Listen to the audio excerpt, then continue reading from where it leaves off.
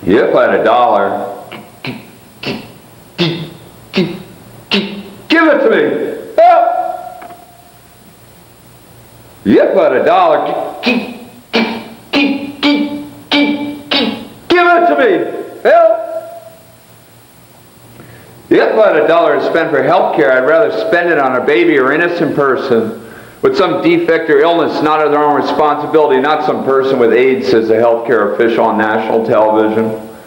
And this in the middle of an hour-long video of people dying on camera because they can't even afford the limited drugs available that might extend their lives. And I can't even remember what this official looked like because I reached in through the TV screen and ripped his fucking face in half. And I was diagnosed with AIDS recently, and this after the last few years of losing count of the friends and neighbors who've been dying slow, vicious, and unnecessary deaths because fags and dykes and junkies are expendable in this country. If you want to stop AIDS, shoot the queer, says the governor of Texas on the radio. And his press secretary later claims that the governor was only joking, didn't know the microphone was turned on. Besides, they didn't think it hurt his chance for re-elections anyways.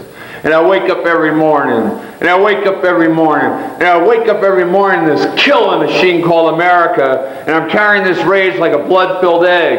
And there's a thin line between the inside and the outside. A thin line between thought and action, and that line is simply made up of blood and muscle and bone. And I'm waking up more and more from daydreams of tipping Amazonian blow darts and infected blood and spitting them at the exposed necklines of certain politicians or government healthcare officials, or those thinly disguised walking swastikas that wear religious garments over their murderous intentions, or those rabid strangers parading against AIDS clinics in the nightly news suburbs. There's a thin line, a very thin line between the inside and the outside. And I've been looking all my life at the signs surrounding us in the media or on people's lips.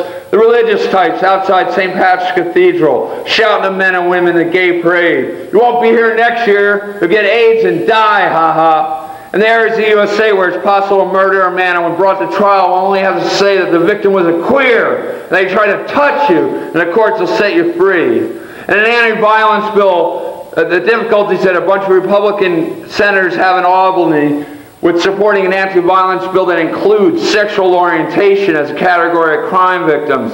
There's a thin line, a very thin line. And as each T cell disappears from my body, it's replaced by 10 pounds of pressure, 10 pounds of rage, 10 pounds of pressure, 10 pounds of rage. And I focus that rage into nonviolent resistance, but the focus is starting to slip.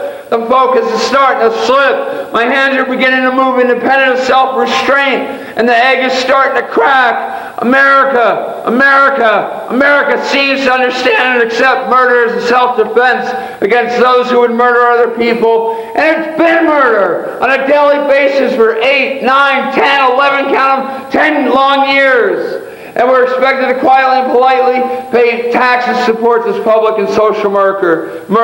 And we're expected to quietly and politely make house in this windstorm murder. But I'd say there's certain politicians that had better increase the security forces. And there's religious leaders and healthcare officials that had better get bigger fucking dogs and higher fucking fences and more complex security alarms to their homes. And queer bashers better start doing their work from inside howitzer tanks, because the thin line between the inside and the outside is beginning to erode. And at the moment of a 37-foot tall, 1,172-pound man inside this 6-foot body, and all I can feel is the pressure.